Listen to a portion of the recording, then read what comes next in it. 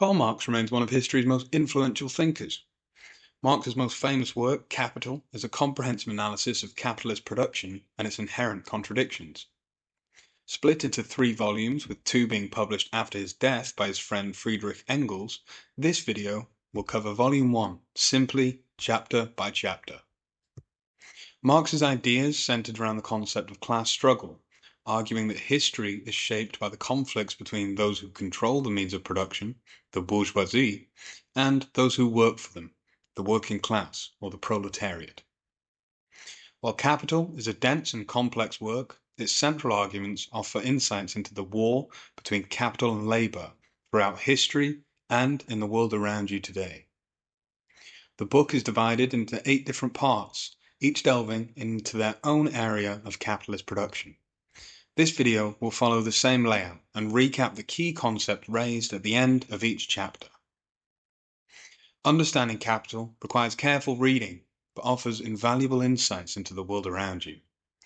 Please do try to read the book if you've enjoyed today's video. If you're new here, welcome to the Left Library, the home of simplified political theory. In the first chapter of Capital, Volume 1, Marx starts at the heart of capitalist production, the commodity. He begins with the observation: the wealth of societies in which the capitalist mode of production prevails appears as an immense collection of commodities. Marx defines a commodity as an object that satisfies human wants.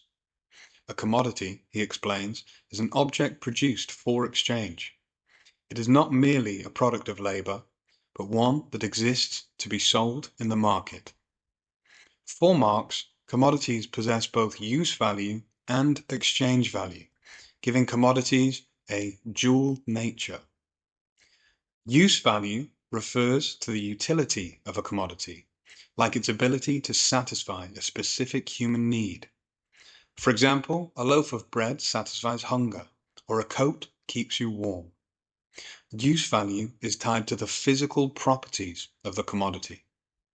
Exchange value, on the other hand, looks at the worth of a commodity in the market. It is value in relation to other commodities. Exchange value abstracts away the physical utility of the object and focuses on its equivalence in trade. For example, a coat might exchange for a certain number of loaves of bread. Marx argued that use value is inherent, while exchange value is a social relation. A social relation refers to the connection between people shaped by their roles in society. Under capitalism, these relations are deeply hierarchical. Workers produce use values, while capitalists control exchange and profit, creating a system where power and wealth flow upward, perpetually reinforcing inequality. This distinction between use value and exchange value is crucial to Marx's analysis of capitalism. Under capitalism, the focus shifts from use value to exchange value. Commodities are produced to generate profit, not to satisfy human needs. In capitalist societies, this leads to production becoming divorced from usefulness. Marx argues value is a product of social labor, and a thing's value is determined by socially necessary labor time required to produce it. This labor theory of value is central to Marx's critique of capitalism. Marx writes, open quote, "A commodity appears at first sight an extremely obvious, trivial thing, but its analysis brings out that it is a very strange thing, abounding in metaphysical subtleties and theological niceties." End quote. The mystery Marx refers to lies in how the commodity simultaneously has these 2 forms of value, one tied to its material properties, the other tied to social relations in the market. Marx's next move is to analyze the labor embedded in commodities. He identifies a crucial distinction. Labor also has a dual character in capitalism. For one, there is concrete labor, This is the specific kind of work that produces use values. For example, a tailor's labor produces a coat, while a baker's labor produces bread. Concrete labor is tied to the physical qualities of the product. Secondly, there is abstract labor. This is labor viewed in terms of the time required to produce a commodity, stripped of its specific qualities. Abstract labor is what creates value. Marx writes, open quote, "The value of a commodity is determined by the quantity of socially necessary labor time required to produce it." Socially necessary labor time is key here.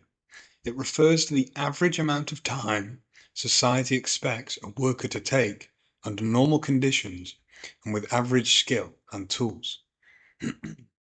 If a worker takes longer than this average, their labor doesn't add more value. It's wasted from the market's perspective.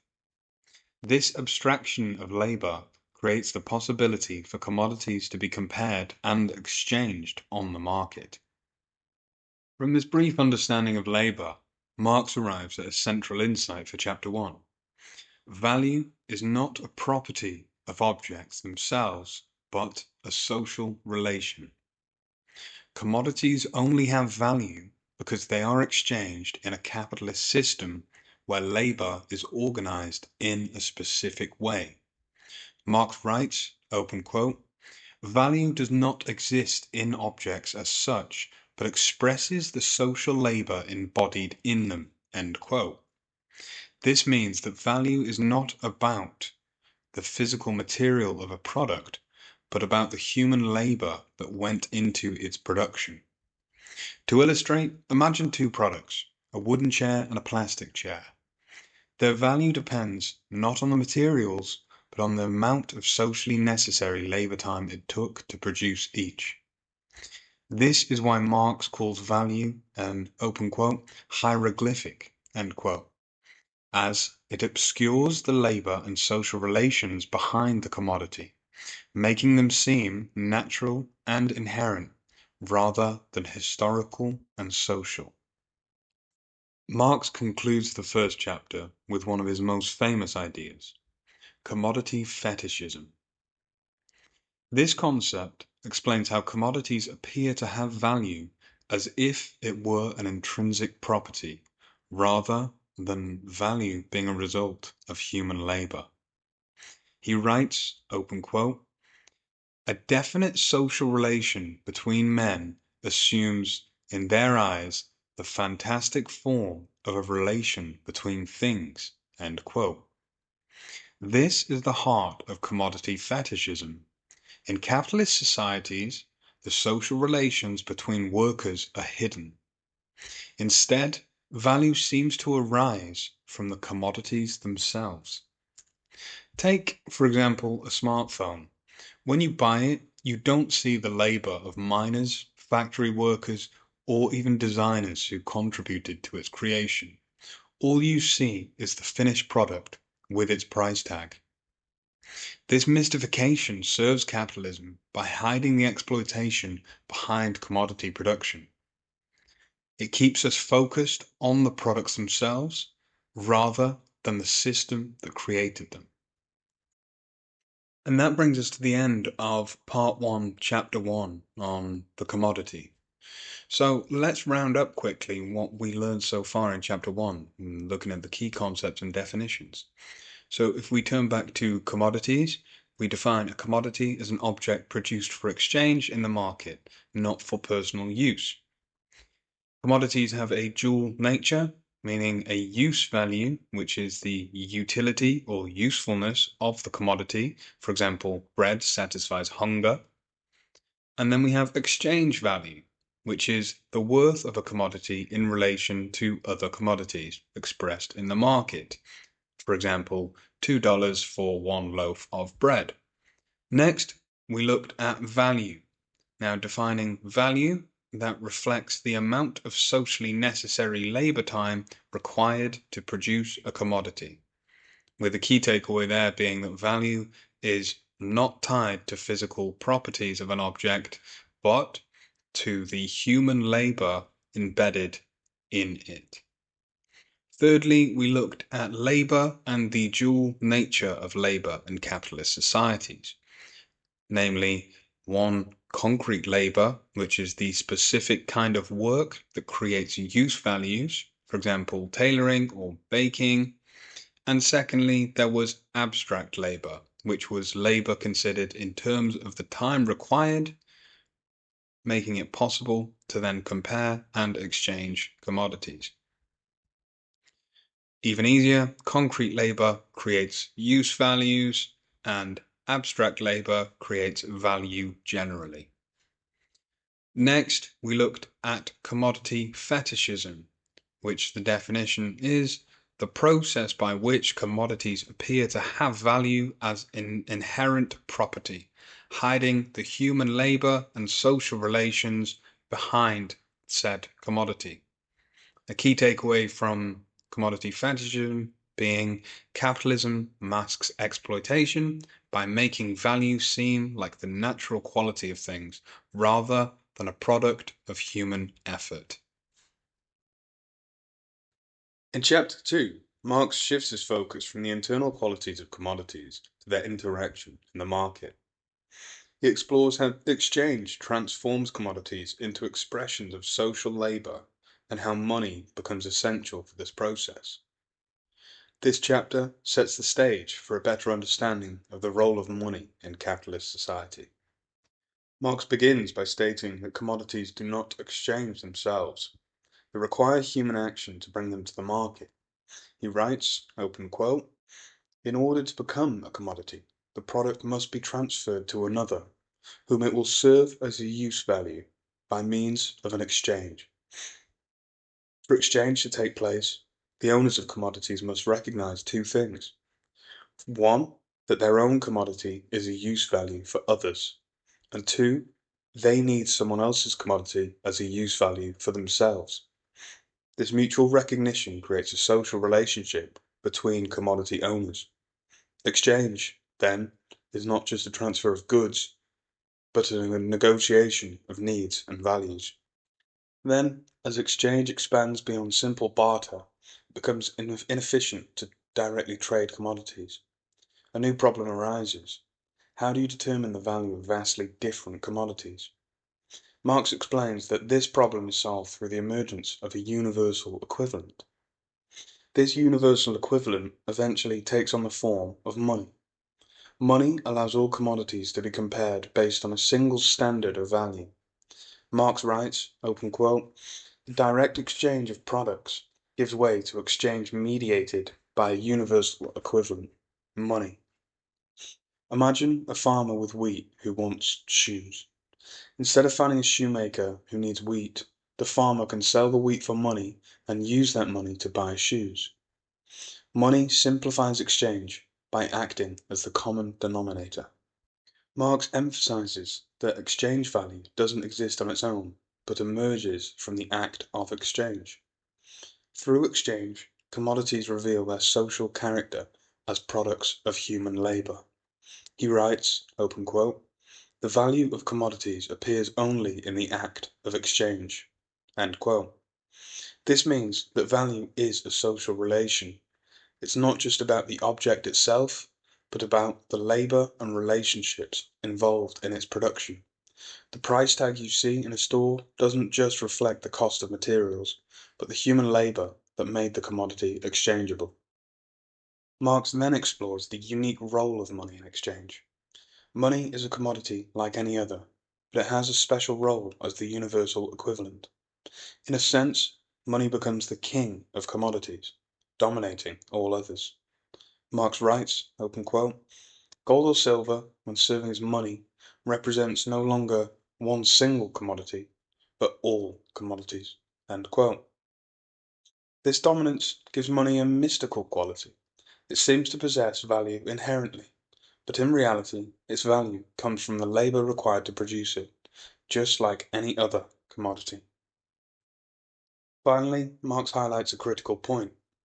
Exchange hides the true social relations between producers. When we exchange commodities, we don't see the laborers who made them. Instead, we see objects interacting, as if they have lives of their own. Marx writes, open quote, exchange value expresses a certain social relation of production, the relation between the labour of individuals who produce commodities. End quote. This masking effect is what allows capitalism to thrive, by obscuring the exploitation and social connections behind every transaction. So, what do we learn in Chapter 2?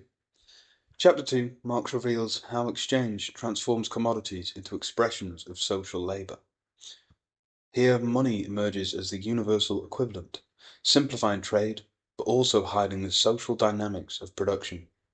Exchange, far from being a neutral process, obscures the human relationships that are at its core, paving the way for capitalism to mystify its inner workings.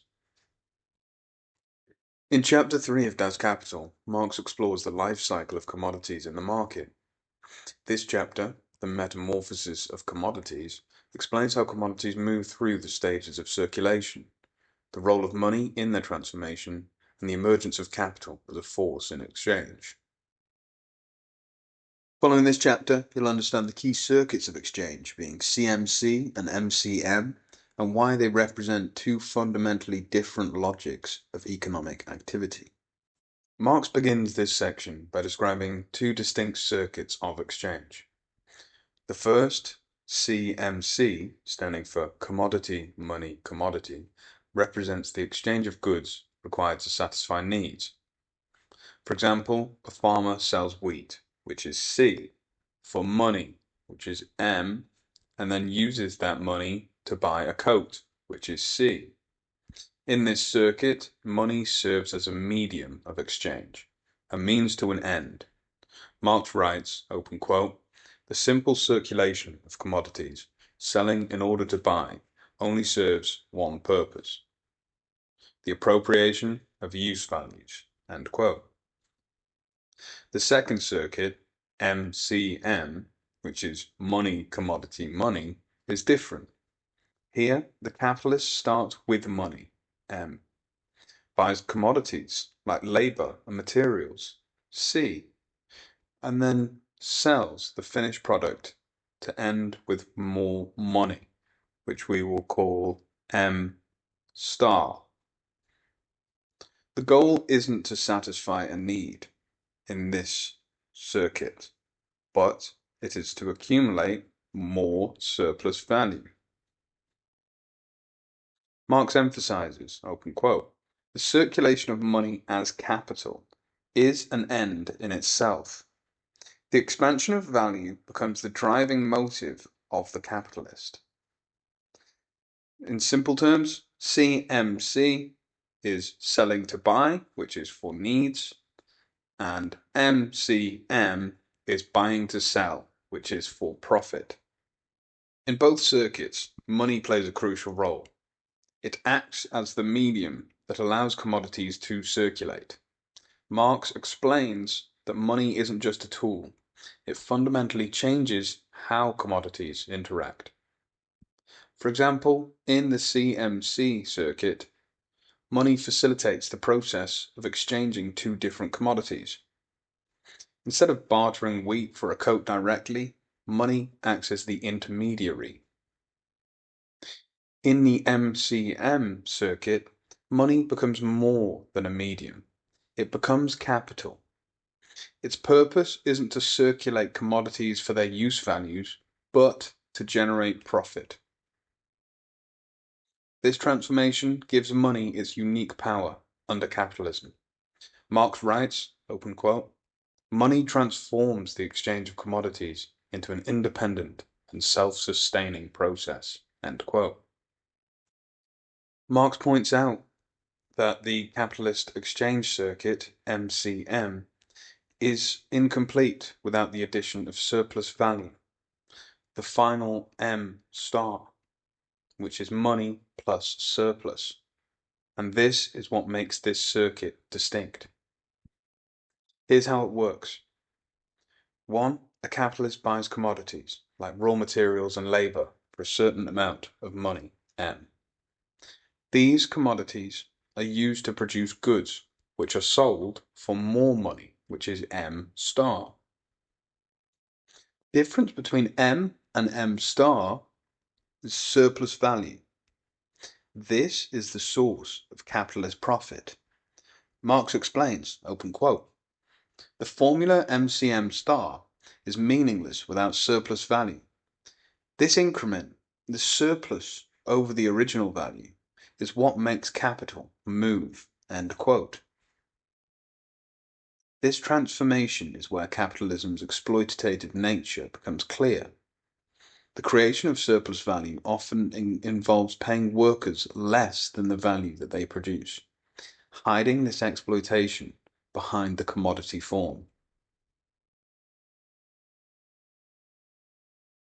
Finally, Marx highlights a contradiction in capitalist circulation. In theory, exchange is supposed to involve the trading of equivalents, equal value for equal value. But in practice, the capitalist circuit depends on creating more value than it started with. This contradiction raises the question, where does this surplus come from? Marx doesn't answer this directly here. He saves the answer for later chapters, but he hints that it does lie in the process of production, not in exchange itself. He writes, open quote, surplus value cannot arise from circulation, for the exchange of equivalents creates no surplus, end quote. This tension sets up the next part of Marx's analysis, where he explores how labour becomes the source of surplus value. So, let's wrap up chapter 3 of Das Kapital. In chapter 3, Marx explores the transformation of commodities in the market, emphasizing the role of money as the mediator and the capitalist logic of accumulation. We looked at the two circuits of exchange, CMC and MCM, which represent two opposing goals. CMC meeting needs, and MCM generating profit. This chapter also introduced the concept of surplus value, which Marx will explore in depth in later chapters.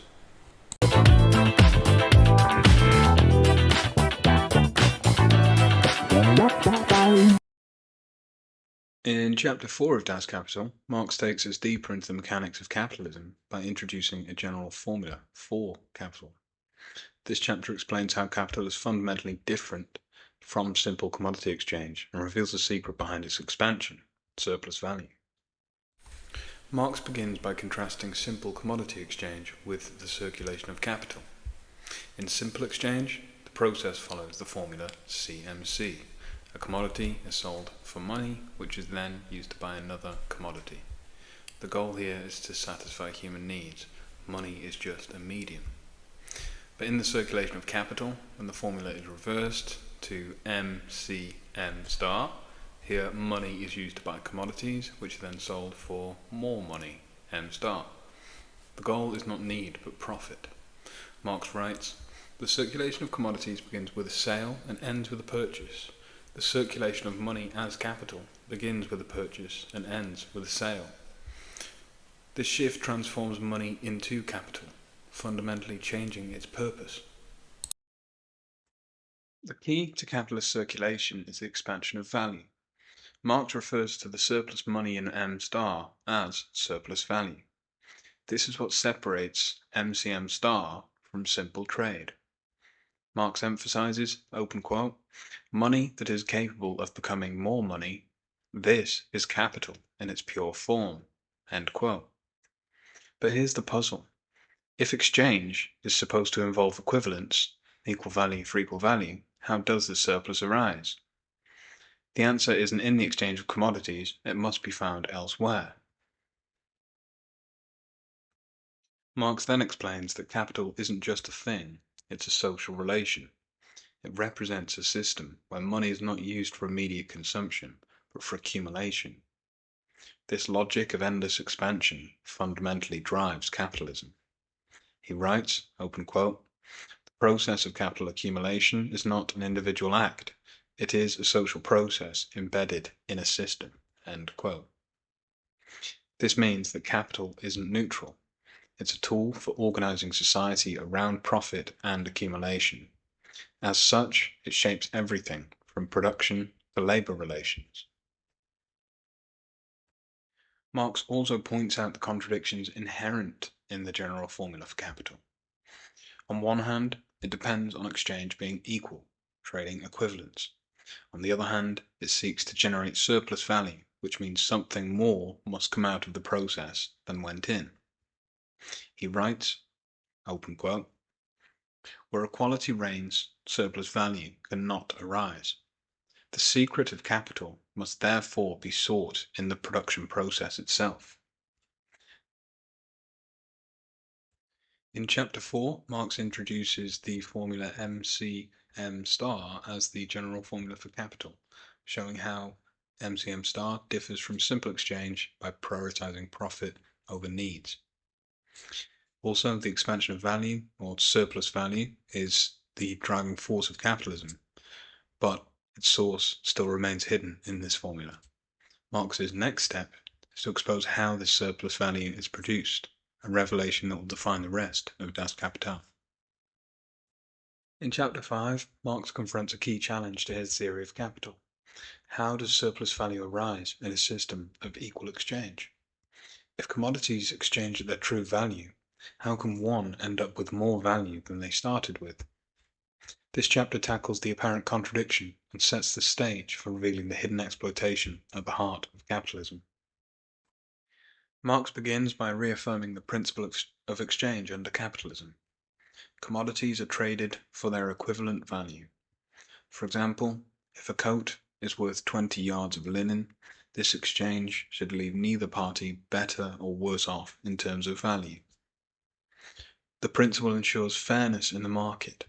As Marx explains, open quote, "The value of a commodity is determined by the quantity of socially necessary labor time embodied in it." So, if exchange is equal and fair, where does surplus value, the extra value in M star, come from?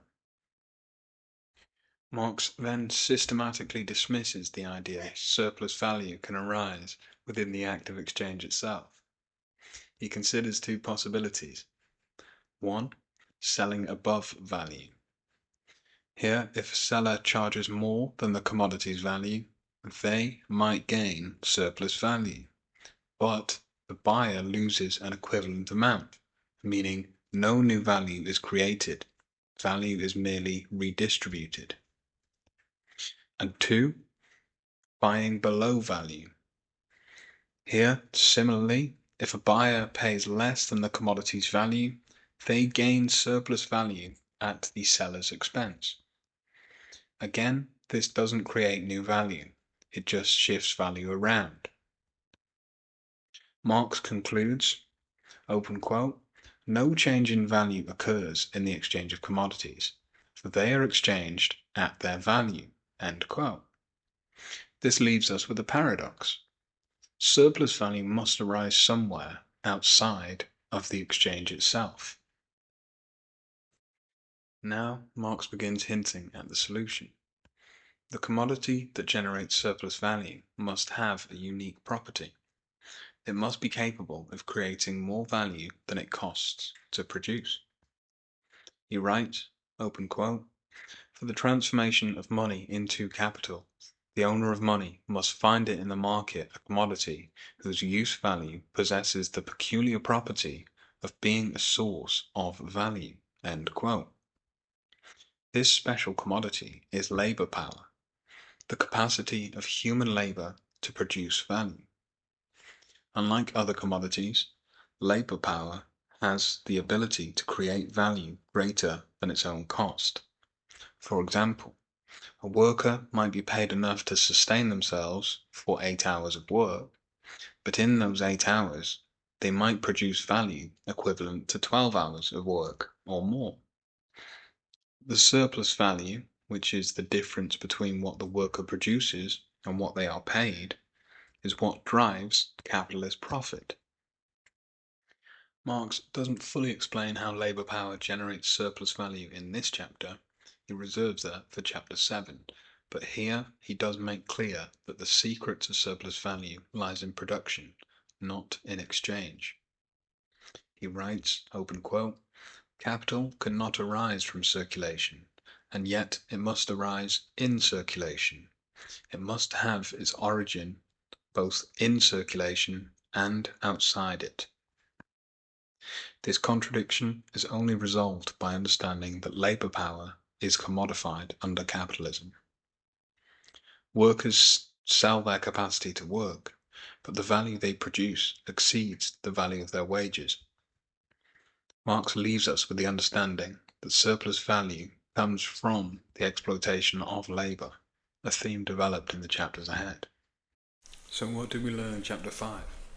Here we learned that Marx resolved the contradiction in the general formula for capital by introducing labour power as the source of that surplus value. He shows that exchange alone cannot create new value, but the commodification of labour allows capitalists to extract surplus value in the production process.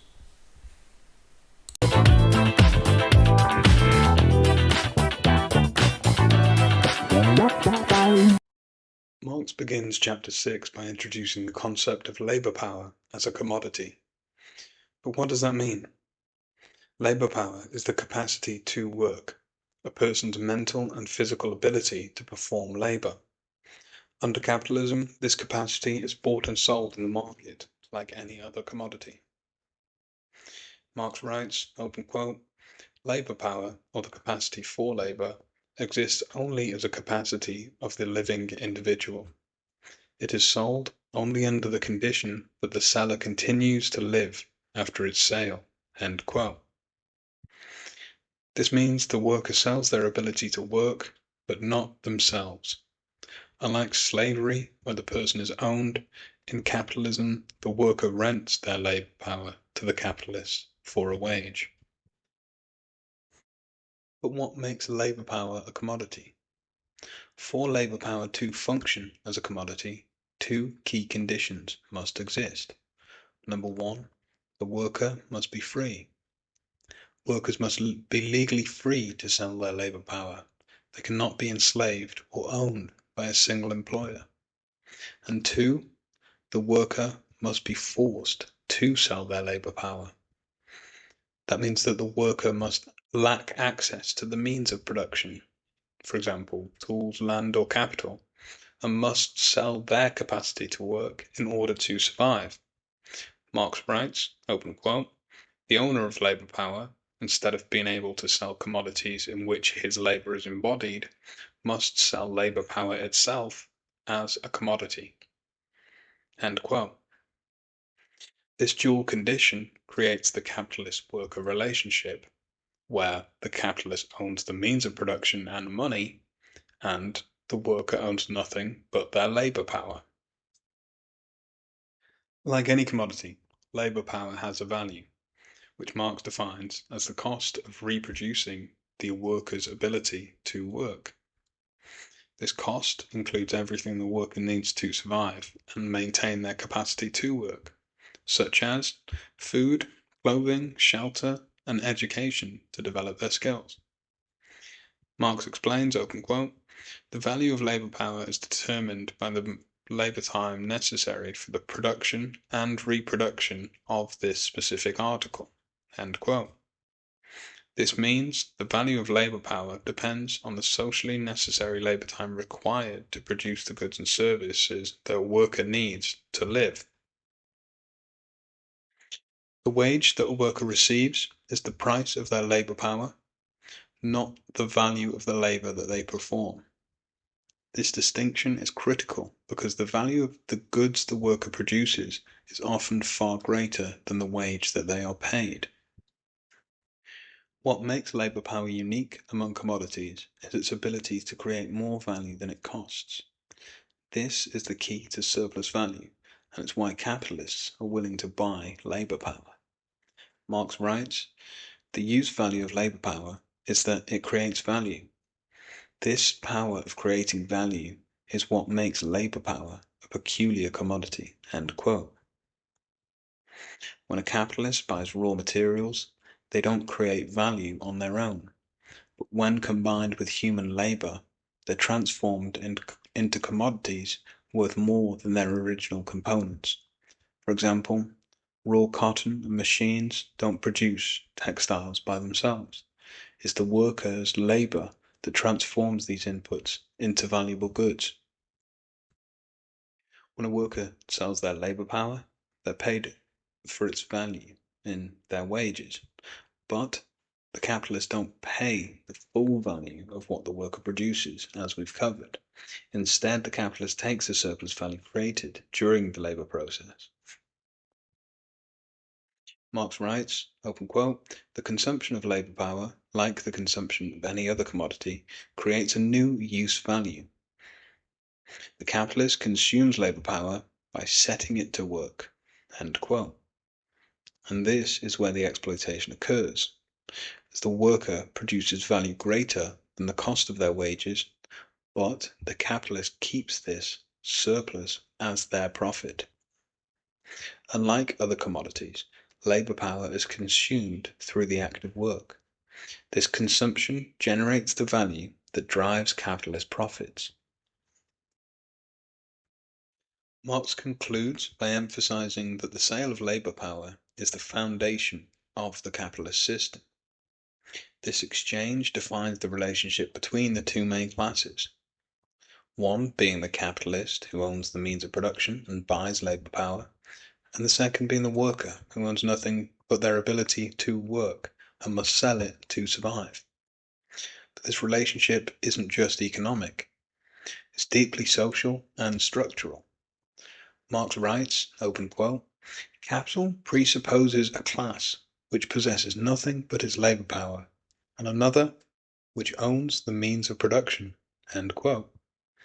The worker's dependency on wages and the capitalist's dependency on surplus value form the basis of capitalism. So what did Chapter 6 teach us? Well, in Chapter 6, Marx reveals that labour power is the unique commodity that makes capitalism possible. Its ability to create more value than it costs drives surplus value, which is the lifeblood of capitalist profit. This exchange, however, is inherently exploitative, as workers produce far more value than they receive in wages. In the next chapter, Marx will turn to explore how this exploitation takes place during the labour process itself.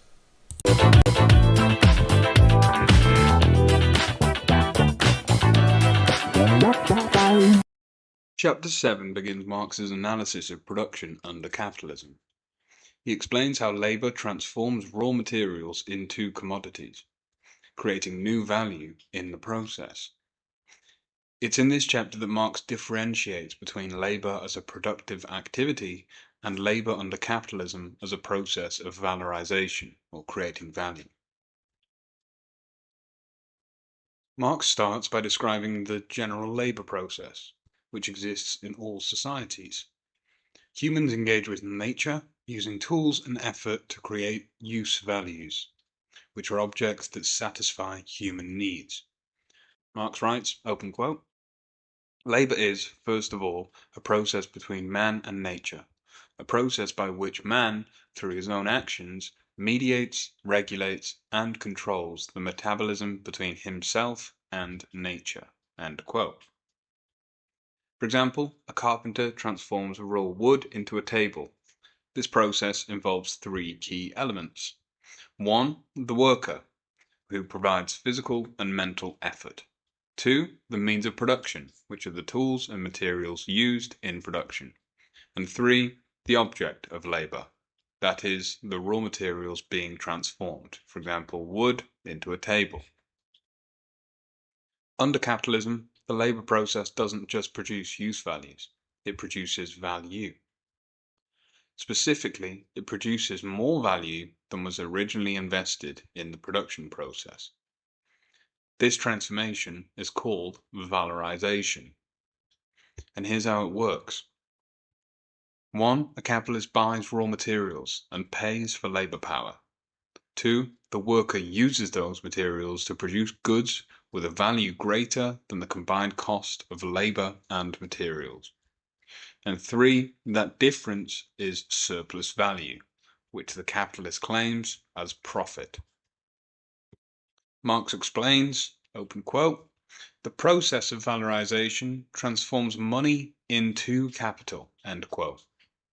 This is why the labor process under capitalism is exploitative. The worker creates more value than they are paid for, and the capitalist takes the surplus. Marx emphasizes that production under capitalism has a twofold nature. For one, there is the creation of use values, where the worker produces goods that are useful and satisfy a human need. And secondly, the creation of value. The worker also produces value that is appropriated by the capitalist. For example, in a shoe factory, the worker produces shoes, which are use values. Also, the value of the shoes includes both the cost of materials and the surplus value added by the worker's labor. This twofold nature highlights the alienation in capitalist production. The worker's labor is not just creating useful things, but also fueling the capitalist profit. Marx writes, open quote, "The process of production under capitalism is both a labor process and a process of creating value." So, to quickly summarize that short chapter, we learned in chapter 7 that Marx examines the labor process and how it transforms into the valorization process under capitalism. He explains that production has a twofold nature. For one, it creates use values, which are useful goods, and secondly, it creates exchange value, which is the market value, where the capitalist generates surplus value.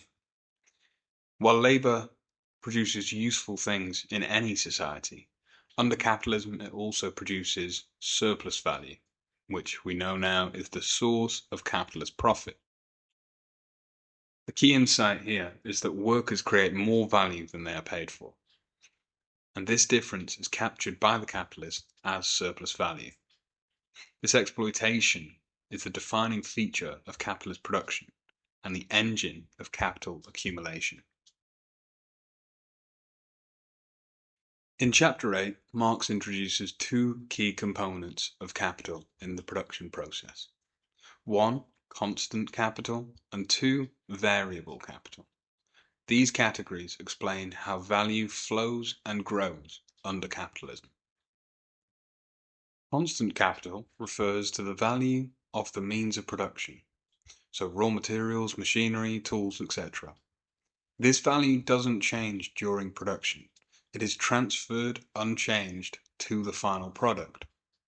For example, the value of wood used to make a table is carried over into the table. And then the same applies to the wear and tear on the tools and machines. Marx writes, open quote, "Constant capital does not create new value. It merely transfers its own value to the new product." End quote. Variable capital, on the other hand, is the value invested in labor power, so the wages that are paid to workers. Unlike constant capital, variable capital creates new value during the production process. So, for example, a worker might be paid £100 in wages but produces goods worth £300. The £200 difference is the surplus value, which then forms the source of capitalist profit. Marx explains, open quote, "It is the capital laid out in labor power that creates surplus value." End quote. The distinction between constant and variable capital is essential to understanding capitalist production. Constant capital only transfers value, while variable capital expands it. Capitalists aim to maximize variable capital productivity while minimizing its costs, driving the relentless pursuit of profit. This focus on squeezing more value out of workers defines the exploitative nature of capitalism. Marx writes, open quote, "The rate of surplus value is determined by the proportion of variable capital that becomes surplus."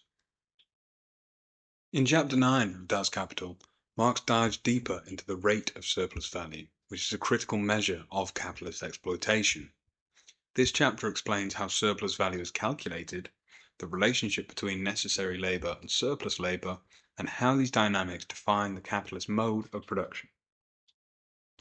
Marx begins this chapter by distinguishing between necessary labour and surplus labour, two fundamental concepts for understanding the rate of surplus value.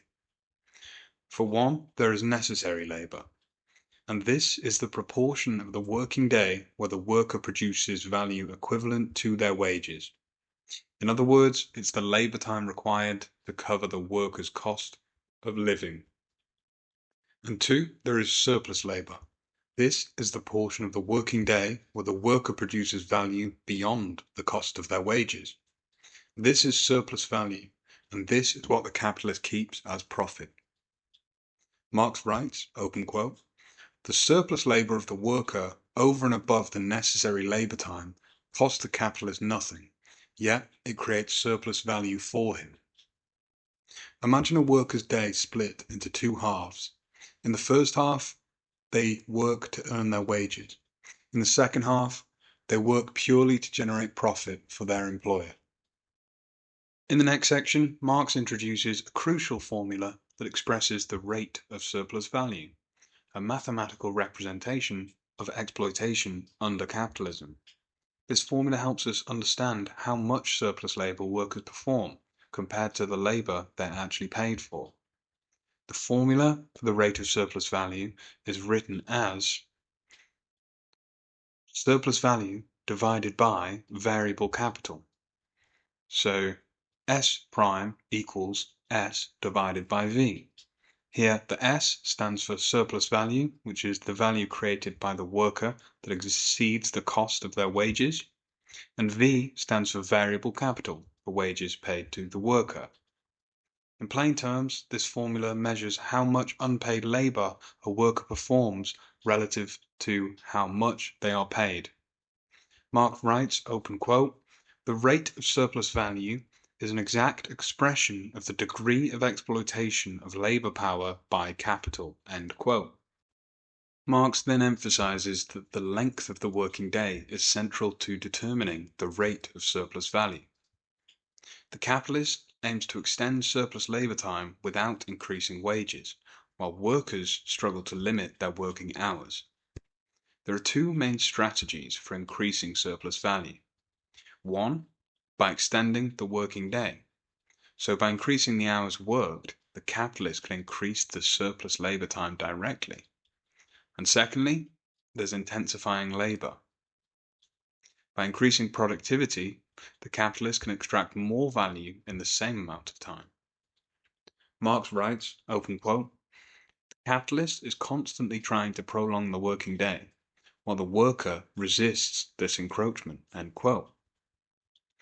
This struggle over time is not just economic. It's also a fight over life, health, and dignity. The rate of surplus value is not just a technical ratio. It reveals the exploitative core of capitalism. A higher rate means that workers are being squeezed harder, with more surplus labour extracted for the same wages. It shows that the capitalist profit doesn't come from innovation, luck, or market magic. It comes directly from the unpaid labour of workers. Marx writes, open quote, "Surplus value is not the result of some trick in exchange. It arises from the consumption of labour power itself." End quote. This understanding demystifies capitalist profit, exposing it as systemic exploitation rather than fair exchange. Finally, in this chapter, Marx explains that the rate of surplus value isn't just an economic issue. It's deeply moral and political. It reflects the power dynamics between workers and capitalists. It also shows how economic relations under capitalism are social and political relations of power and control. This chapter reveals that exploitation isn't a bug in capitalism that we must fix urgently. It's a feature, baked into the system at its core. Marx concludes, open quote, "The secret of surplus value lies in the difference between the value of labour power and the value created by labour power in use." End quote. So what did we learn in Chapter 9? In Chapter 9, Marx explains the rate of surplus value as a measure of worker exploitation under capitalism.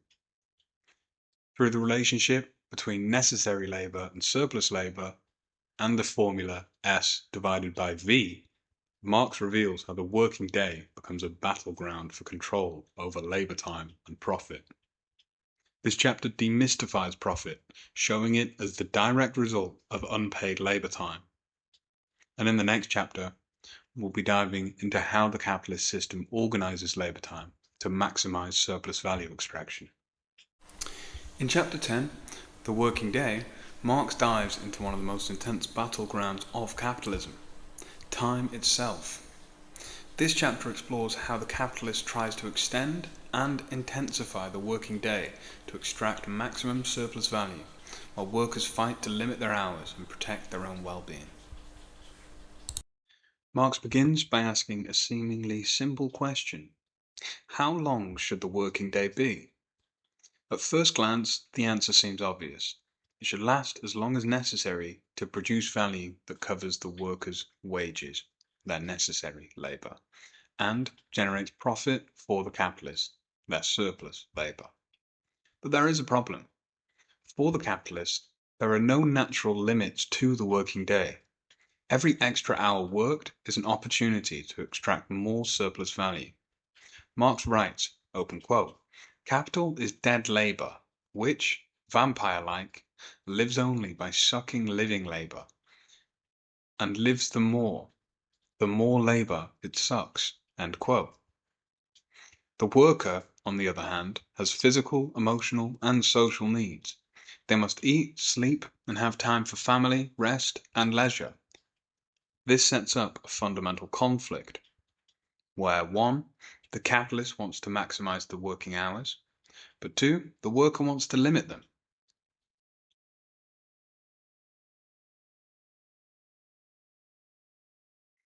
Marx explains that the length of the working day is not a natural given. It's a result of struggle. Historically, capitalists have pushed for longer hours, while workers have always fought for shorter, more humane hours. Marx documents horrifying examples from industrial England, where workers were forced to work 14 to 16 hours a day, 6 days a week. Also, there were children working in dangerous conditions for these endless hours. These extreme conditions sparked resistance. Workers organized strikes, they formed unions, and they demanded legal reforms to shorten the working day. Marx writes, open quote, "The establishment of a normal working day is the result of centuries of struggle between capitalist and laborer." End quote. This fight wasn't about abstract numbers, it was about survival, health, and human rights. Historically, capitalists have used several strategies to extend the working day.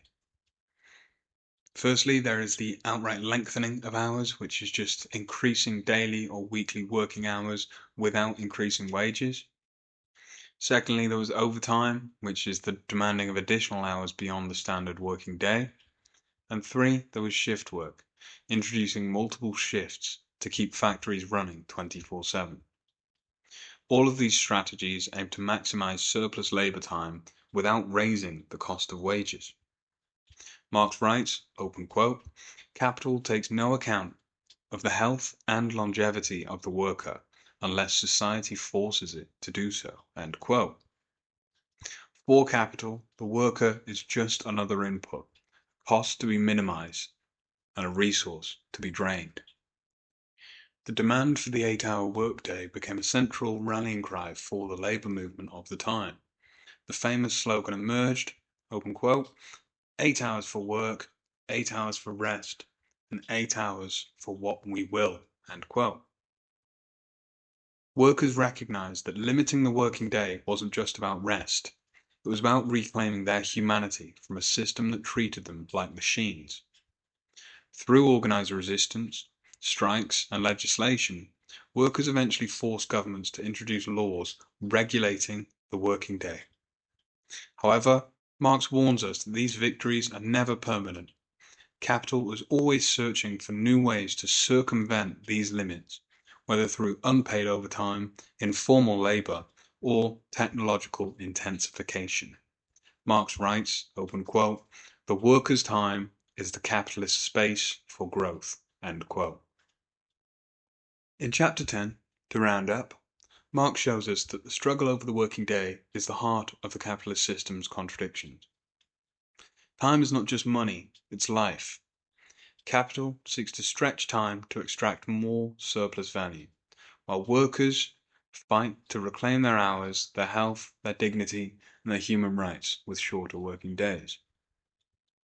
This chapter is a powerful reminder that every gain made by workers, every law protecting working hours, was won through struggle and resistance.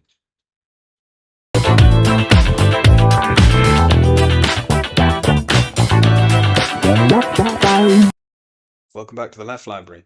In Chapter 11, the concept of relative surplus value, Marx shifts the focus from last chapter's absolute surplus value, which was increasing surplus by lengthening the working day, to relative surplus value, which is increasing surplus by making labour more productive. This chapter explains how capitalists extract more surplus value without necessarily extending working hours. Instead, they do this through technological advancements, efficiency, and the reorganization of labour. Relative surplus value arises when the value of labour power is reduced, even while the length of the working day remains unchanged. How? This happens by increasing productivity. Marx writes, the production of relative surplus value turns on increasing the productivity of labour, so that the same amount of labour produces a greater mass of commodities. So, for example, a worker might produce 5 shirts in 8 hours. Through new machinery or better organisation, they may now produce 10 shirts in the same time. So while the cost of each shirt drops, the surplus extracted from their labour increases. Marx emphasises that relative surplus value depends on increasing productivity across society. This happens through, 3 main ways that he lays out, being technological innovations, which are machines that make labour faster and more efficient. 2, the division of labour, where breaking down complex tasks into smaller repetitive steps. And 3, economies of scale, which is producing in large quantities to reduce the cost per unit. These techniques allow each worker to produce more value in less time, but the wages they may receive remain tied to the cost of maintaining their labour power, not the value in total that they produce. Marx writes, open quote, productivity is the key to reducing the value of labour power while maintaining or increasing the capitalist profits, end quote.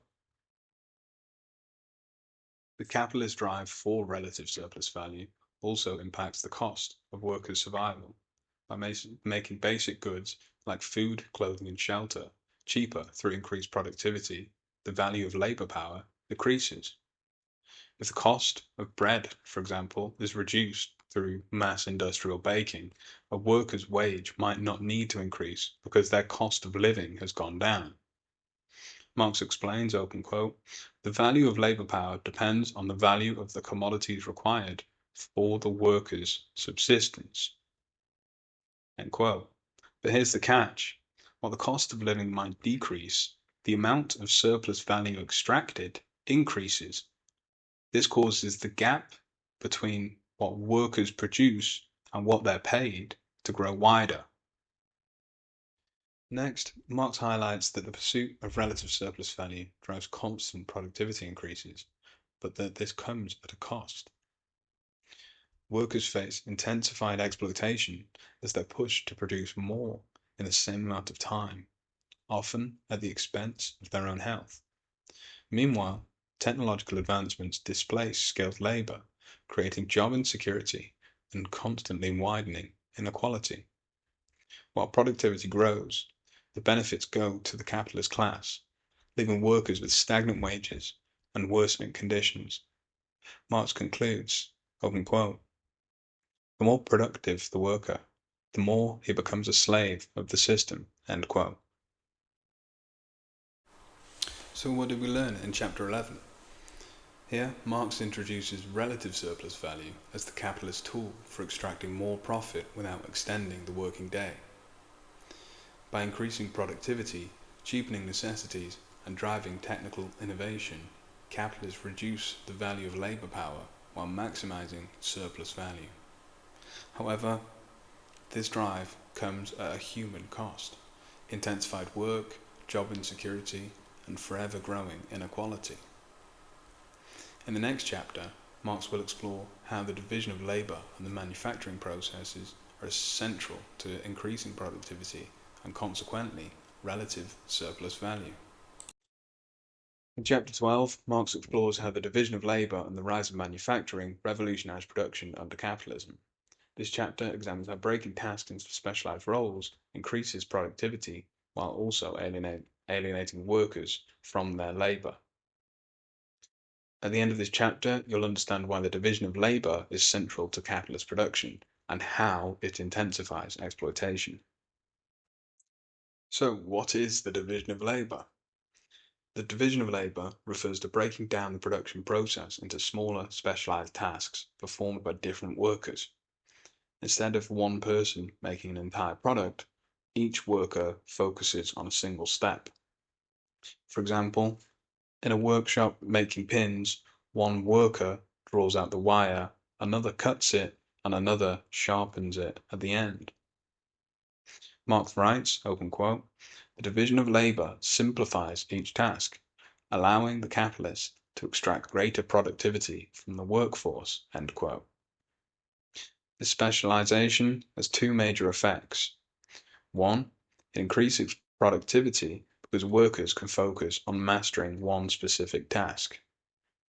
And two, it reduces the workers' control over the production process, making them dependent on the capitalist who owns the tools and materials. Next, Marx contrasts two stages in the development of production. The first, cooperation. An earlier stage where workers perform similar tasks collectively, sharing resources and space. During this period, each worker still retains some independence and skill over their craft. The second stage, manufacture. Under capitalism, manufacture introduced this systematic division of labour, where workers became specialised in one step of production. This new structure wasn't just about working together, it was about organising the labour hierarchy to maximise efficiency. Marx explains, manufacture seizes upon labour power and subdivides it into individual specialised functions, reducing the worker to a fragment of himself. While cooperation harnessed the collective power of workers, manufacture disempowered them by fragmenting their roles and removing their craft. Then, Marx emphasizes how the division of labor under manufacture transforms the worker into a mere appendage of the machine. This process alienates workers in several ways. First, the loss of skill. Now, workers no longer master an entire craft, they perform repetitive, mindless tasks. Over time, their skills become narrow and limited to a single function. 2. The dependence on capitalists. Now, the workers' fragmented role means that they can no longer produce independently. They rely entirely on the tools, materials, and organization provided by the capitalist. 3. Exhaustion and monotony, where repetition leads to physical and mental fatigue, reducing the worker's quality of life. Marx writes, "The worker becomes poorer the more wealth he produces. The increasing productivity of labor impoverishes the laborer." For the capitalist, the division of labor is a powerful tool for increasing relative surplus value. By fragmenting tasks, the capitalist reduces the value of labor power, since less training or skill is needed. Then, specialized workers produce goods faster, increasing productivity and profits without raising wages. However, this comes at the workers' expense. Their labor becomes more replaceable and mechanized, increasing job insecurity. Also, they lose connection to the final product, intensifying their alienation. Marx explains, the division of labor in manufacture increases productivity at the cost of reducing the worker to being a cog in the capitalist machine. Finally, in this chapter, Marx situates the rise of manufacture in its historical context, explaining how it emerged during the transition from feudalism to capitalism. He shows how early manufacture took over independent crafts, centralizing production under capitalist control. Then, by reorganizing labor into specialized roles, capitalists dismantled the traditional guild system, stripping workers of their autonomy. Marx writes, the workshop of the medieval craftsman becomes the factory of the capitalist entrepreneur. This transition marked a turning point, where production no longer served local needs, but the broader demands of the capitalist market. So, what did we learn in Chapter 12? In Chapter 12, Marx reveals how the division of labor and manufacture transformed production under capitalism. By fragmenting tasks under the division of labor, capitalists increased productivity and surplus value while alienating workers further from their labor. The efficiency of the system, we learned, came at the workers' cost, with them losing autonomy, skill, and well-being over time. In the next chapter, Marx will explore how machinery and modern industry take the logic of manufacture to an entirely new level, revolutionizing production and intensifying exploitation even further. In Chapter 13, Marx examines how the introduction of machinery and the rise of modern industry have revolutionized production under capitalism. He explains how machinery increases productivity and relative surplus value while also intensifying worker exploitation. By replacing skilled labor with mechanical processes, machinery alienates workers even further and fundamentally alters the dynamics of the labor process. This chapter also highlights how technological innovation, though often framed as progress, serves primarily to enhance the power and profit of the capitalist.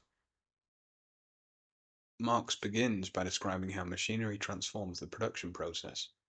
Unlike tools, which are extensions of the worker's skill, machinery dominates the worker, reducing their role to merely tending and maintaining the machine. This mechanization allows for immense increases in productivity. A single machine can perform the work of many workers, reducing the cost of production and increasing surplus value. Marx explains that the machine, while it increases the productiveness of labor, also reduces labor to a mere cog in the system. By introducing machinery, capitalists no longer relied on skilled labor. Instead, they hire unskilled workers to operate the machines, making labor more replaceable and a lot cheaper. This shift reduces the bargaining power of workers and gives capitalists greater control over the production process. The introduction of machinery is a key method for increasing relative surplus value. By making production faster and more efficient, machines reduce the value of commodities, including the goods workers need to survive. As the cost of living decreases, the value of labor power also decreases, allowing capitalists to pay workers less while extracting more surplus value. Marx emphasizes, open quote, machinery cheapens commodities, and with it, the cost of reproducing the worker, end quote. However, the benefits of this increased efficiency are captured almost entirely by the capitalist. Workers, despite producing more than ever, see no significant improvement in their wages or working conditions. Machinery fundamentally alters the experience of work. Tasks that once required skill and creativity are replaced with repetitive, monotonous motions dictated by the machine. workers are alienated not only from the product of their labor, but also from the labor process itself. Marx writes, open quote, "The machine becomes the master of the worker, dictating the pace and nature of the work," end quote. Additionally, machinery intensifies exploitation. It allows for the lengthening of the working day, the intensification of labor, and the replacement of adult workers with cheaper labor, such as women and children. This creates a workforce that is more vulnerable and easier to exploit. One of the most significant effects of the machinery is the creation of a reserve army of labor. This is a surplus population of unemployed and underemployed workers. As machines replace workers, these displaced individuals form a pool of labor that capitalists can draw upon to drive down wages and weaken worker resistance. This surplus labor force ensures that the workers remain disposable and that labor markets are perpetually in favor of capital. Marx concludes this section that machinery, far from being a neutral force of progress, are actually a tool of domination and exploitation under capitalism. He states, "The development of machinery reduces labor to a state of dependence while fortifying the power of capital." End quote. So, what did we learn in chapter 13? Here, Marx shows us how machinery and modern industry transform the production process, increasing productivity and surplus value while deepening worker exploitation. Machines are not just tools, they're instruments of capitalist control that cheapen labor, displace workers, and intensify inequality. Before moving on to part 5, let's recap the key insights from part 4, the production of relative surplus value. When Marx analysed how capitalism restructures labour and technology to maximise profit. Relative surplus value is not just about increasing productivity, it's also a social force that reshapes the way we work and live. Marx began part 4 with chapter 11, where he introduced the concept of relative surplus value. Unlike absolute surplus value, which extends the working day, relative surplus value increases profit by reducing the necessary labor time required to produce goods. This is achieved through advances in productivity, often by reorganizing labor and introducing new technology. Next, in chapter 12, Marx demonstrated how the division of labor and manufacture creates relative surplus value by fragmenting work into specialized tasks. This increases efficiency, but also further alienates workers. Then, chapter 13, he showed us how machinery and modern industry take this process even further, replacing skilled labor, intensifying workloads more, and creating a reserve army of labor.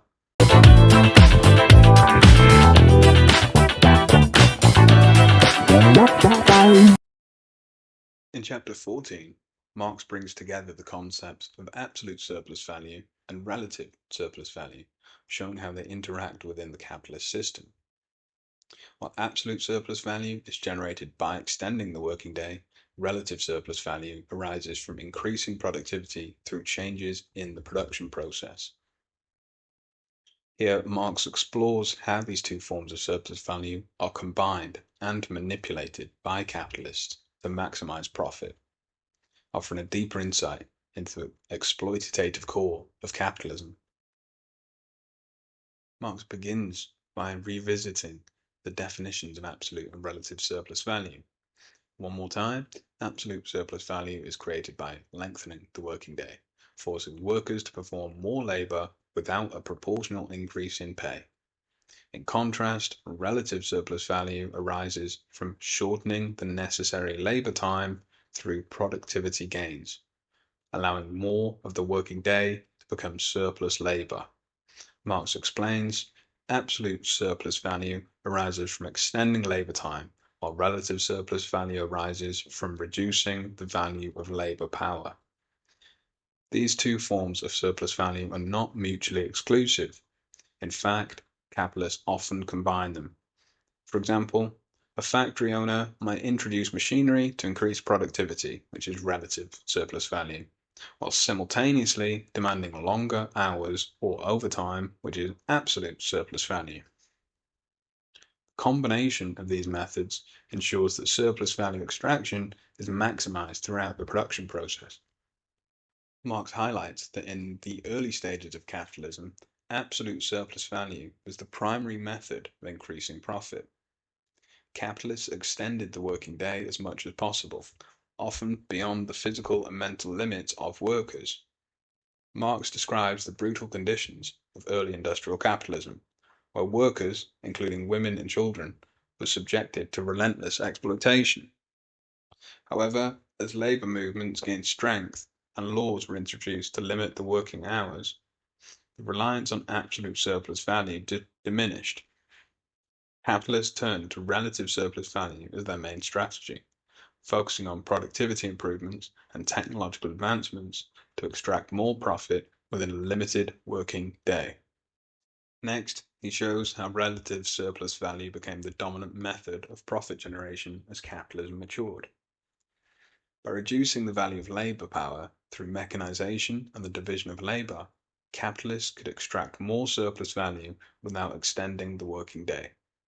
Marx explains that relative surplus value revolutionizes the production process, allowing capital to intensify exploitation without appearing to lengthen labor time.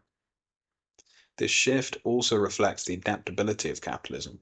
As workers organized to resist longer working hours, capitalists innovated new ways to extract value through changes in technology, production methods, and labor organization. Relative surplus value is particularly insidious because it hides exploitation behind the appearance of efficiency and progress. Next, Marx emphasizes that while relative surplus value is now central to capitalist production, absolute surplus value has not disappeared. In many industries and regions around the world, especially in the global south, extending the working day remains a primary method of exploitation. Even in advanced economies, capitalists use both forms of surplus value simultaneously to maximize profit. For example, a company might implement new technologies to increase productivity while demanding unpaid overtime from its workers. This combination ensures that workers face a constant struggle on multiple fronts against longer hours, intensified workloads, and the alienation of labor. Marx writes, the capitalist finds in the unity of these methods the surest means of enlarging surplus value. So, what did we learn in Chapter 14? Chapter 14, Marx demonstrates how absolute and relative surplus value work together to extract as much value as possible from the workers during the production process. While relative surplus value has become more dominant in modern capitalism, absolute surplus value remains an essential tool for exploitation, especially in the global south. Together, these methods ensure the capitalist system's relentless drive for profit, shaping the lives of workers and the structure of production. In Chapter 15, Marx brings together the methods of extracting surplus value that we've discussed in previous chapters.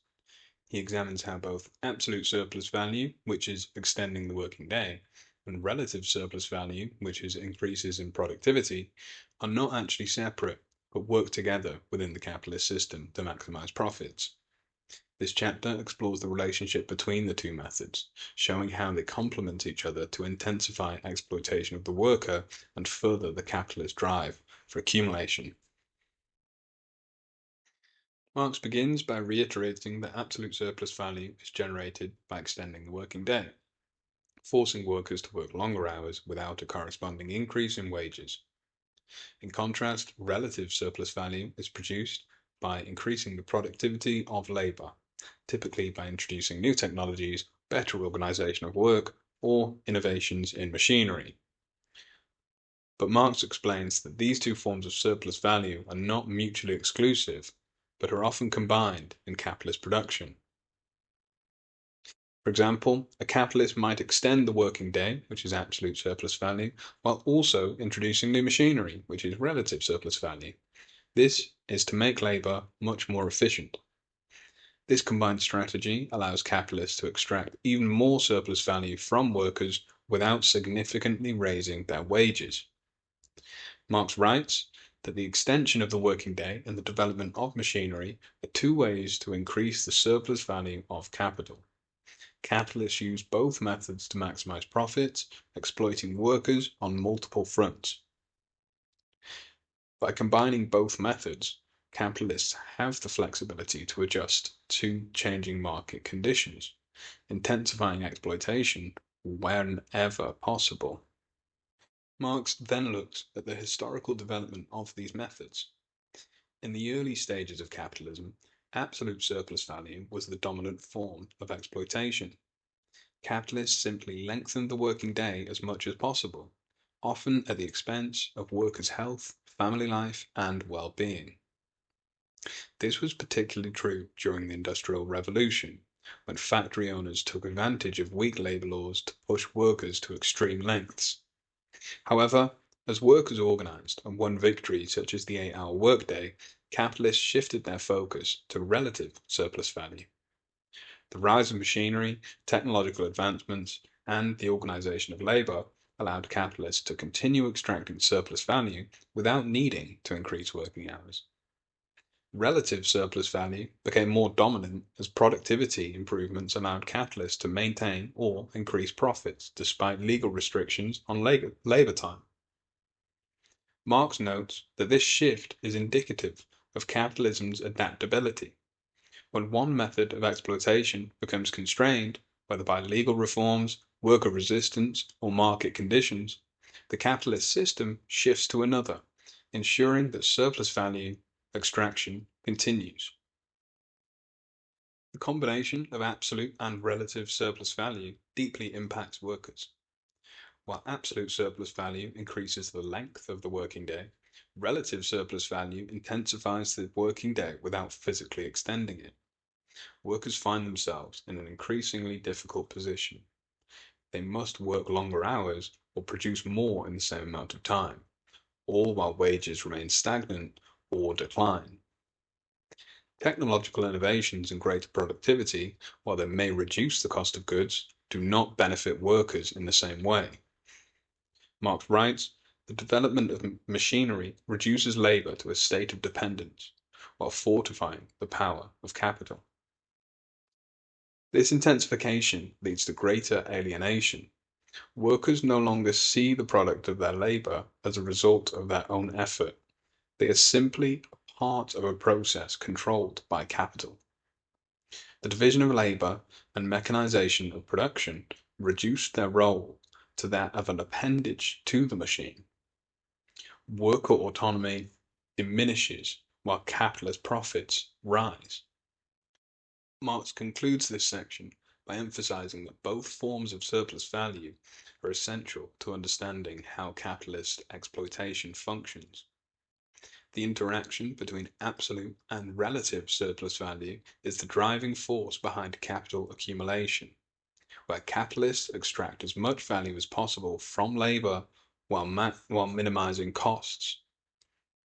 Theoretically, Marx highlights that surplus value is at the core of the capitalist system, and its extraction defines the relations of production.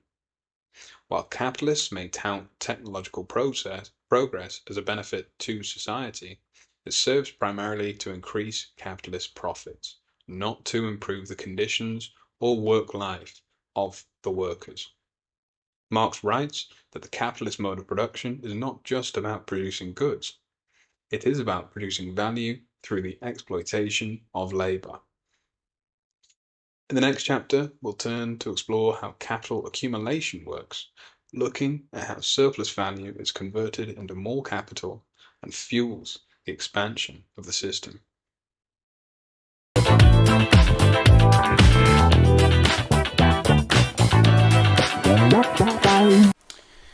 In chapter 16, Marx explains how surplus value extracted from workers is transformed into capital, driving the expansion of the capitalist system.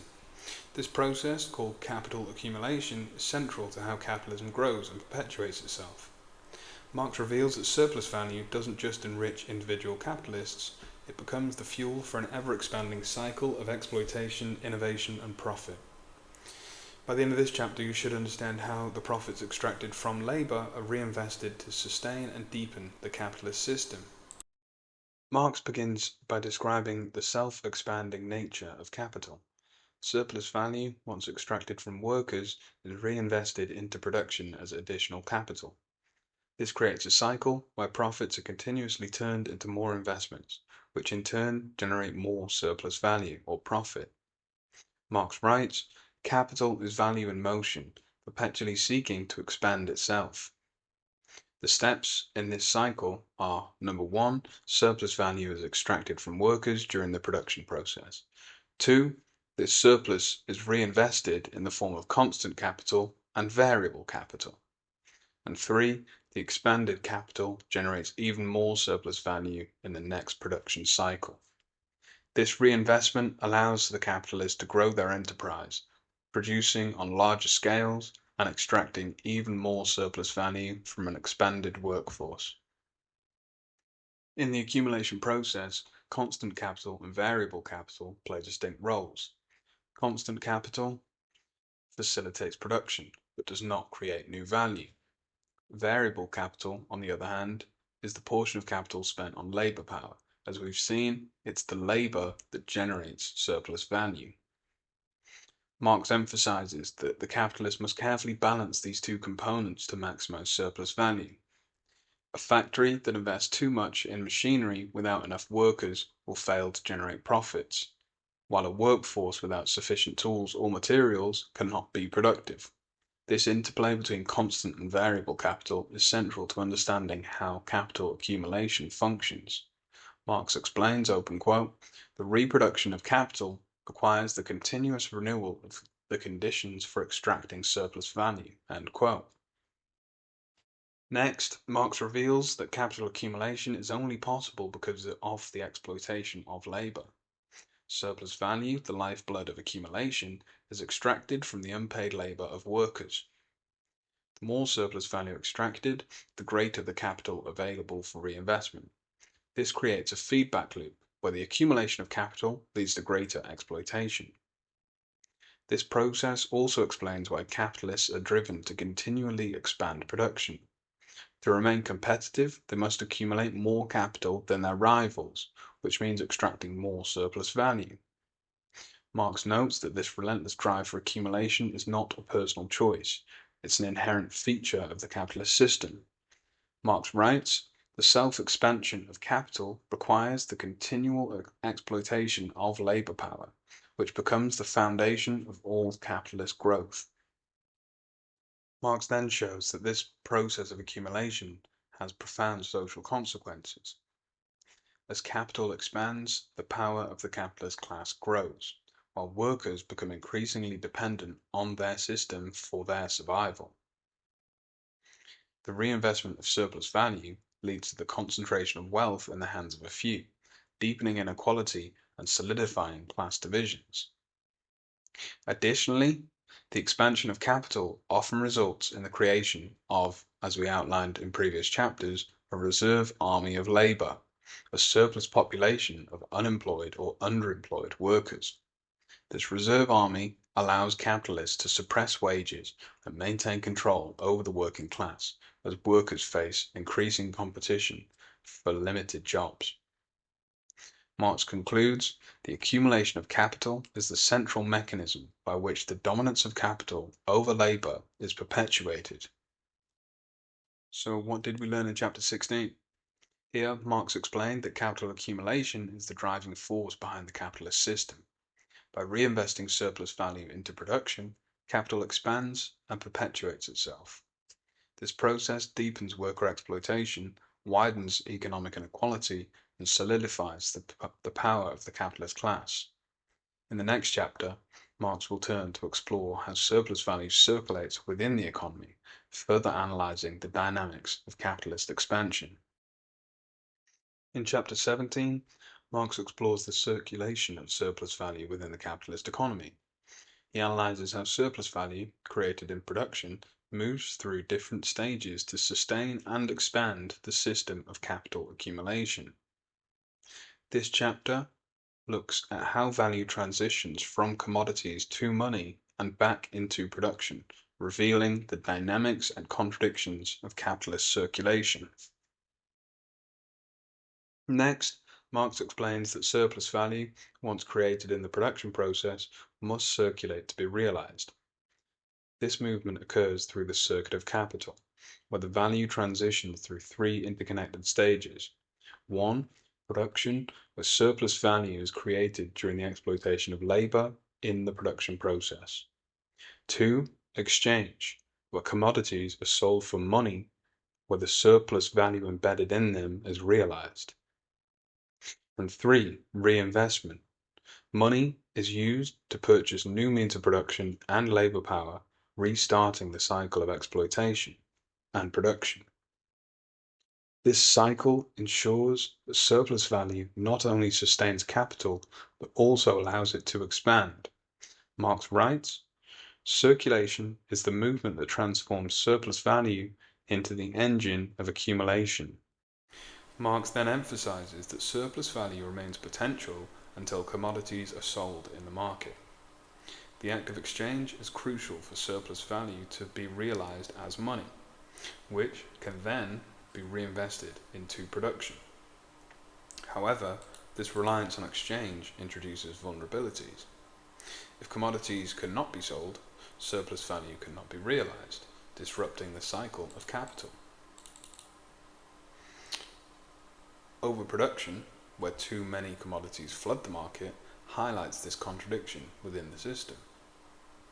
Marx explains the realization of surplus value is bound to the anarchic nature of exchange, which creates the conditions for crisis. Next, Marx contrasts two forms of circulation. The first being simple reproduction. In this stage, capitalists reinvest just enough surplus value to maintain the current production levels, consuming the rest as personal profit. The second is expanded reproduction, which is when a significant portion of surplus value is reinvested into production, allowing capital to grow and expand. Expanded reproduction is the hallmark of capitalism, where reinvestment drives the accumulation of capital. Marx writes that capital does not simply reproduce itself, it grows, perpetuating the exploitation of labor on an ever larger scale. The circulation of surplus value reveals inherent contradictions in capitalism. While circulation is necessary for the system to function, it also introduces instability.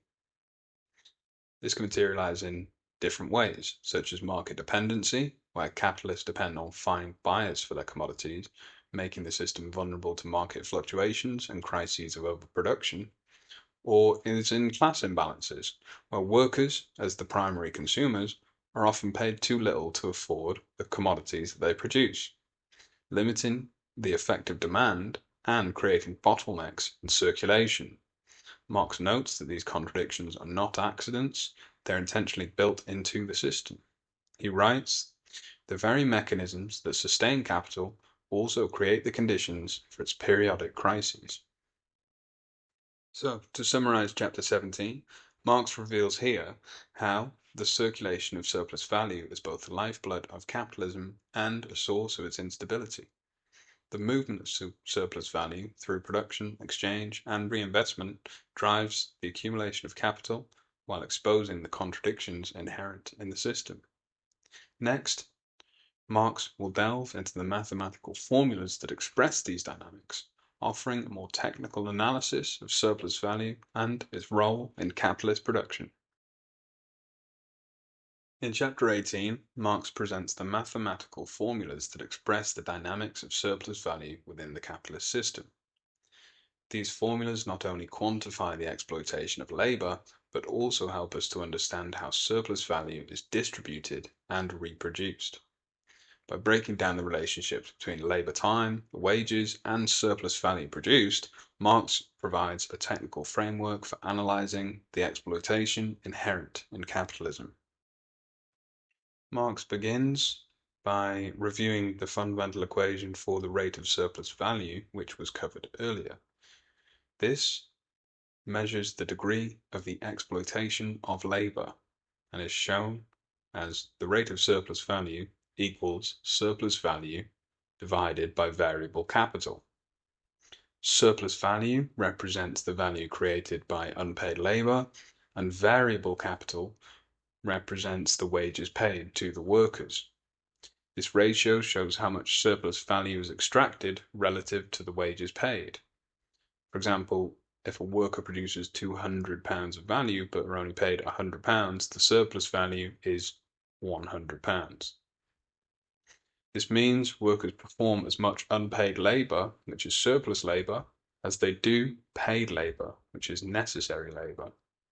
Marx writes, the rate of surplus value is the exact expression of the degree of exploitation of labor power by capital. Marx then reformulates this ratio in terms of labor time. The working day can be divided into two parts: necessary labor time, which is the time workers spend producing value equivalent to their wages, and surplus labor time, which is the additional time workers spend producing surplus value for the capitalist. The rate of surplus value can be written as surplus labor time divided by necessary labor time. This time-based formula highlights the exploitation inherent in the working day, where capitalists aim to maximize surplus labor time while minimizing necessary labor time. Marx then emphasizes that these formulas are more than just mathematical expressions. They reveal the social relations underlying capitalist production. The ratio S divided by V is not merely a technical measure, but a representation of the power imbalance between capital and labor. It shows how capitalists extract value from unpaid labor, demonstrating the systemic nature of exploitation in the capitalist system. Marx writes, the formula for surplus value is the most precise measure of the capitalist exploitation of the worker. This formula also clarifies why increasing surplus labor time or reducing necessary labor time is essential for capitalists. By intensifying productivity or extending the working day, they can increase the rate of surplus value without raising wages. Before moving on to part 7, let's quickly recap the key insights from part 6, the process of accumulation of capital. Here Marx examined how surplus value drives the self-expansion of capital. This part explored how surplus value is reinvested, how it circulates through the economy, and how mathematical formulas can quantify exploitation. In chapter 16, Marx explained the conversion of surplus value into capital, where profits extracted from labor are reinvested into production. This cycle of accumulation expands the scale of production for the capitalist, increasing their productivity and deepening worker exploitation.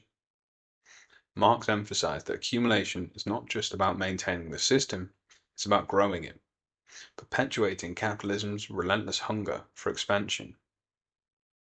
Next, in chapter 17, Marx analyzed the circulation of surplus value, showing how value transitions between production, exchange, and reinvestment. He highlighted how surplus value is only realized when commodities are sold, making capitalism dependent on the market.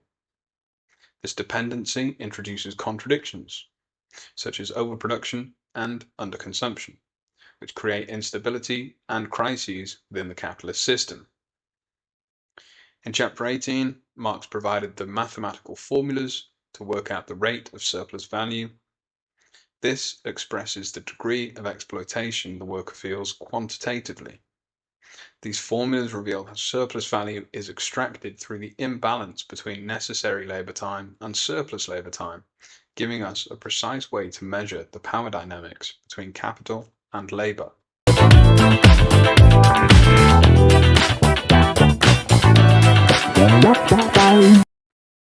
In chapter 19, Marx turns to the origins of capitalism, explaining how the industrial capitalist class emerged.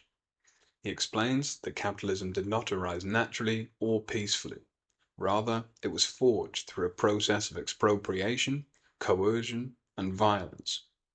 This chapter sets the stage for understanding the brutal history of what Marx calls so-called primitive accumulation. Marx begins this section by rejecting the myth that capitalism developed from the thrift and ingenuity of industrious individuals. He mocks the idea that capitalists simply accumulated wealth through hard work and clever business practices. Instead, he emphasizes that the capitalist system was born through the dispossession of others. Marx writes, "Capital comes into the world dripping from head to toe, from every pore, with blood and dirt." This statement underscores that the accumulation of wealth in the hands of a very few required the violent expropriation of the many. Central to the rise of capitalism was the expropriation of the peasantry. In feudal societies, peasants had access to the land and the means of subsistence. However, this access was systematically stripped away through processes like the enclosure movement in England, where common lands were seized and privatized. This forced the rural populations off their land and into wage labor, usually in cities, creating a class of landless proletarians. This process, Marx identifies, was not accidental or incidental. It was a deliberate restructuring of society to serve the emerging capitalist system. As Marx explains, the history of expropriation is written in the annals of mankind in letters of blood and fire. The dispossession of the peasantry coincided with the rise of a class that controlled capital. Wealth accumulated through trade, colonial plunder, and the exploitation of enslaved labor allowed merchants and financiers to transform themselves into industrial capitalists. This transformation was not a natural evolution, but instead was driven by systemic violence and exploitation. Colonialism played a critical role in this process. The wealth extracted from colonized regions through slavery, forced labor, and resource extraction provided the financial foundations for industrial capitalism in Europe. Marx notes, open quote, "The treasures of the New World served as the foundation stones of the capitalist system," end quote. Next, Marx highlights that the state was instrumental in the creation of the capitalist system. Laws enforcing enclosures, debt bondage, and the criminalization of poverty were all designed to create a disciplined and dependent working class. The state also facilitated the concentration of wealth through policies that favored capital accumulation, such as granting monopolies and protecting private property. Marx explains, the state, with its coercive power, was the midwife of the capitalist system. To briefly recap what we learned in chapter 19, here Marx debunks the myth of capitalism's peaceful origins, showing that the system was built on expropriation, violence, and brutal state intervention. The rise of the industrial capitalist class depended on the dispossession of the peasantry, the exploitation of the colonized peoples, and the systemic transformation of society. In the next chapter, Marx turns to the historical trends of capitalist accumulation, exploring how the logic of capitalism continues to expand and reshape the world. In chapter 20, Marx explores the historical trajectory of capitalist accumulation, examining how the system tends to concentrate wealth and power in the hands of a few. He argues that as capitalism develops, the expropriation of the many by the few intensifies, creating greater inequality and deeper contradictions. However, Marx also identifies a counter-tendency, the rise of the working class, which he sees as the potential gravedigger of the capitalist system. Marx begins this chapter by emphasizing that the accumulation of capital inevitably leads to the concentration of wealth and resources in the hands of fewer and fewer capitalists. This process is a continuation of the expropriation that created the system, The smaller producers are driven out by larger and more efficient enterprises. Over time, society polarizes into two main classes. One, the capitalist class, or bourgeoisie, who are the owners of the means of production, those who control the wealth, the power, and the means of production. And two, the working class, or proletariat. These are the wage labourers who have no choice but to sell their labour power in order to survive. Marx writes, the accumulation of wealth at one pole is, therefore, at the same time, the accumulation of misery, agony of toil, slavery, ignorance, brutality, and mental degradation at the opposite pole. The logic of capitalism drives it to expand continuously. Capitalists reinvest surplus value into production, seeking to dominate markets and outcompete rivals. This expansion is global in scope, as capitalism constantly incorporates new regions, resources, and labor forces into its system. Marx describes this process as a world historic mission that transforms traditional societies into capitalist economies. However, this expansion intensifies the contradictions of capitalism. The drive for profits leads to overproduction, market crises, and increasing inequality. Capitalism's growth creates the conditions for its own instability, as the very processes that generate wealth also deepen its systemic vulnerabilities. Marx states, the development of capitalism creates the conditions for its own negation. Finally, in this section, Marx argues that the same processes that concentrate wealth and power also create a unified and disciplined working class. As capitalism develops, workers are brought together in factories, mines, and other centers of production, where they share common experiences of exploitation. This collective experience fosters class consciousness and creates the potential for organized resistance. Marx writes, open quote, the expropriators are expropriated. The capitalist mode of production, like the feudal system that it replaced, becomes unsustainable. End quote. Marx envisions a revolutionary transformation where the working class overthrows the capitalist system, seizing the means of production and reorganizing society around collective ownership.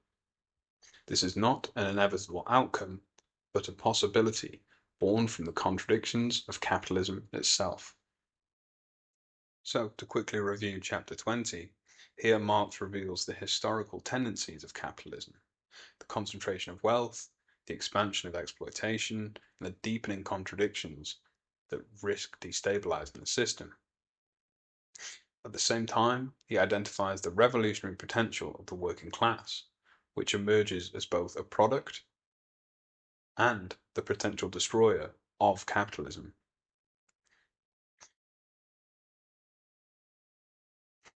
In this final chapter of Das Kapital, Volume 1, Marx analyzes the role of colonization in the development of capitalism. He focuses on how colonial practices exported capitalist social relations to new regions, forcibly transforming traditional societies into a part of the global capitalist system.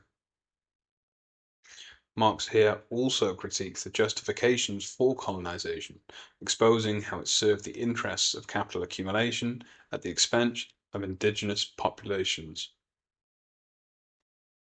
First, Marx explains that colonization was a key mechanism of primitive accumulation, where pre-capitalist societies were forcibly restructured to fit the needs of the capitalist system.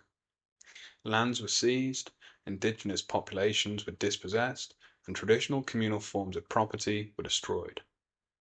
This process mirrored the enclosures in Europe, but was carried out on a global scale. Marx writes, the discovery of gold and silver in America, the extirpation, enslavement, and entombment in mines of the aboriginal population, the beginnings of the conquest and plunder of India, and the conversion of Africa into a preserve for the commercial hunting of black skins signalized the rosy dawn of the era of capitalist production. Next, Marx critiques colonial land policies that sought to create private property and wage labour in colonised territories. In pre-capitalist societies, land often functioned as a communal resource, sustaining self-sufficient communities. Capitalists, with the support of colonial powers, expropriated this land to force indigenous populations into wage labour. Marx highlights the contradiction in colonial policies. On one hand, colonists often sought free land to establish themselves as independent producers. Capitalists, however, need a dependent workforce and thus impose systems to prevent the rise of self-sufficiency in new lands, such as high land prices or legal restrictions on land ownership. This tension reflects capitalism's need to create a proletariat in every region it expands into. Marx writes, "The aim of colonial systems was to make self-employment impossible and wage labour compulsory." Colonialism was not an accidental byproduct of capitalism. It was a deliberate strategy to fuel capital accumulation. Resources, wealth, and labour from colonised regions were extracted and funneled into the global capitalist system, enriching industrial nations at the expense of colonised peoples. This process accelerated the development of European capitalism while deepening inequality on a global scale. Marx explains that the colonies supplied Europe with treasure, raw materials, and markets, while transforming the inhabitants of those lands into objects of exploitation. Colonialism also served as a testing ground for capitalist social relations, as practices such as wage labour, enclosures, and debt peonage were implemented and refined in the colonies before being expanded elsewhere. Marx closes chapter 21 by tying colonization to the broader dynamics of capitalist development. He reveals how the global expansion of capitalism required violence, coercion, and systemic expropriation. While colonialism created immense wealth for capitalist powers, it left a legacy of exploitation and inequality that persists to today. In this final chapter, Marx encapsulates the global nature of capitalism and its reliance on primitive accumulation to sustain itself. He concludes that the history of capitalism is a history of expropriation, violence, and bloodshed, reaching far beyond the borders of Europe. So, to bring it all together, let's quickly recap the main parts of Das Kapital Volume 1. In Part 1, Commodities and Money, Marx begins by analysing the nature of commodities and their dual value, their use value and exchange value. He explains how money emerges as the universal equivalent, facilitating the exchange of commodities and masking social relations of production. Also here, Marx introduced the concept of commodity fetishism, showing how social relationships are obscured by the market. In Part 2, the transformation of money into capital, Marx traces the transition from money to capital. He does this through the general formula for capital, being MCM. He explains how capital's goal is endless accumulation, and this is achieved through the exploitation of labour power, the only commodity that can create a surplus value. Next, Part 3, in the production of absolute surplus value, Marx explores how surplus value is extracted through the lengthening of the working day.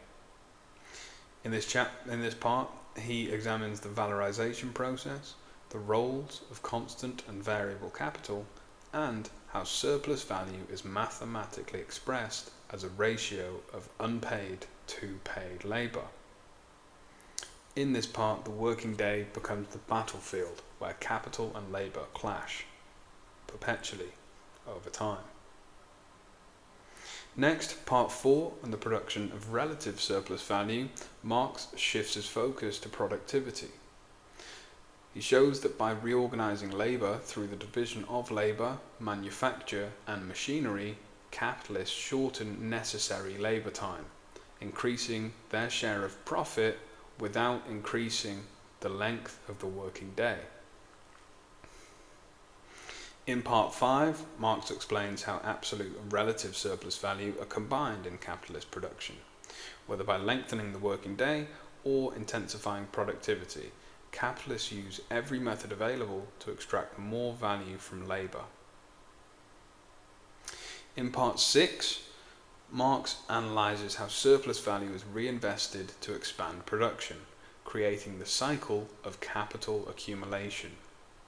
Marx also explores here how the circulation of surplus value sustains capitalism while introducing contradictions such as overproduction and market crises. Finally, in part 7, Marx turns to capitalism's origins.